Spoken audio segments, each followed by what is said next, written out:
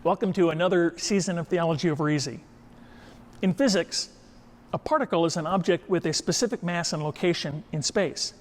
Think basketball, baseballs, molecules, and atoms.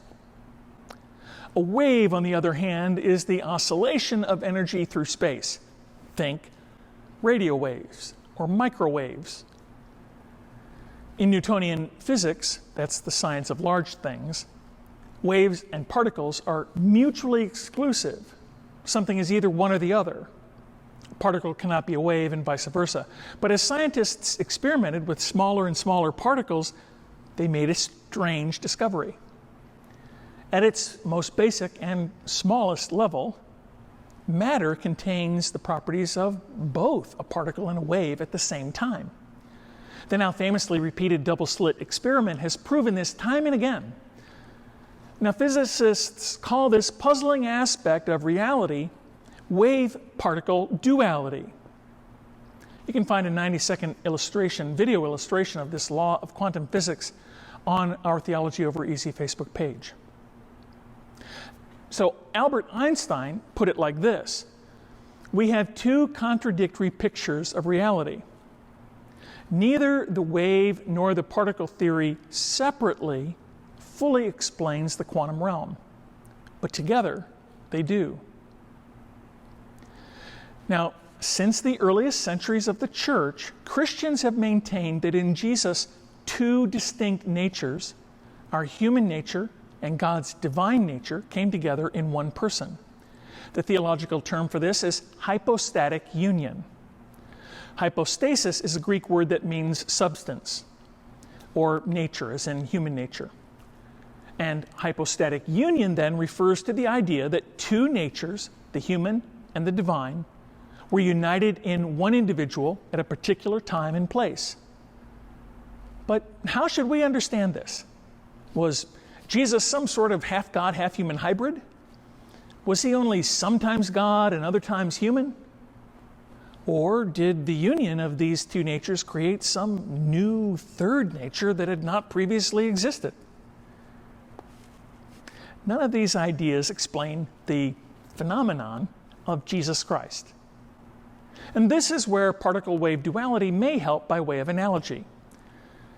In the quantum realm, matter such as an electron or photon exists simultaneously as both a particle and a wave. The two natures coexist inseparably and without contradiction in a single piece of matter. So too with Jesus' human and divine nature. In him, the divine nature and human nature are always fully present in the same person. Everything that the human Jesus did, God did also. And anything that God did in and through the Son was something that the human being, Jesus of Nazareth, also did. So to modify what Albert Einstein said about wave-particle duality, neither his human nature nor his divine nature separately explains the phenomenon of Jesus Christ. But together, they do. It is difficult to grasp how Jesus could be both human and divine at the same time. We may take some consolation in the fact that even physicists have difficulty understanding wave-particle duality. But our lack of understanding doesn't change the underlying reality. The great theologians of the first few centuries of the church stressed the hypostatic union as essential to our relationship with God. In the 2nd century, the theologian Clement of Alexandria said, "God became like us so we could become like him," meaning Jesus shared fully in our humanity so that we might share in his life with God. And the 4th century theologian Athanasius put it like this: "What has not been assumed has not been redeemed," meaning humans could only be fully redeemed if God had taken our full human nature onto himself. The 1st chapter of the Gospel of John says it like this: "In the beginning was the Word, and the Word was with God, and the Word was God. And the Word became flesh and dwelt among us."